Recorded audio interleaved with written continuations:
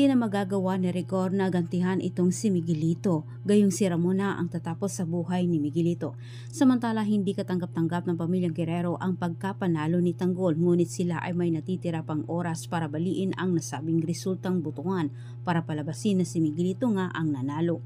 Ngunit paano naman nila maisahan ang mga Montenegro ngayong si Ramon ay lulusubin nito ang mansyon ng mga Guerrero para singilin si Roberto at Miguelito.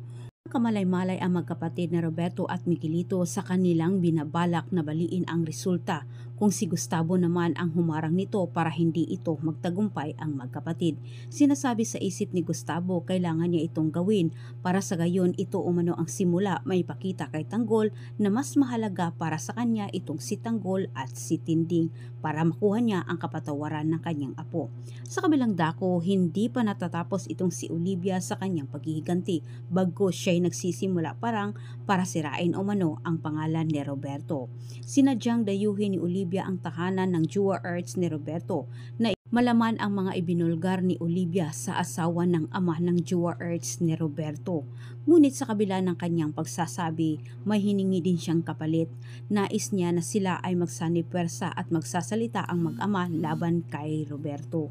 Sa kabilang dako, ikinatutuwa ng labis nila Lucio na sila ay nagtagumpay sa kanilang misyon.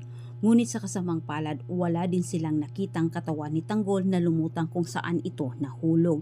Pero kinumbinsi naman ni Lucio ang kanyang sarili na hindi na umano makaligtas itong si Tanggol at sigurado din siya na lasog-lasog na umano ang katawin nito. Malayang nakatakas itong si Tanggol. Samantala hindi na ikinagulat ng pamilyang Guerrero ang paglusob ni Ramon kahit sila ay naghanda din sa paglusob ni Ramon. Maya-maya lang hindi din sila nagkamali. Subalit kampante naman ang magkapatid na hindi na makalabas na buhay umano itong si Ramon sa kanilang mansyon, gayong teritoryo naman umano nila ito. Matapang na nakipagsabayan itong si Miguelito at Roberto sa mga tauhan ni Ramon.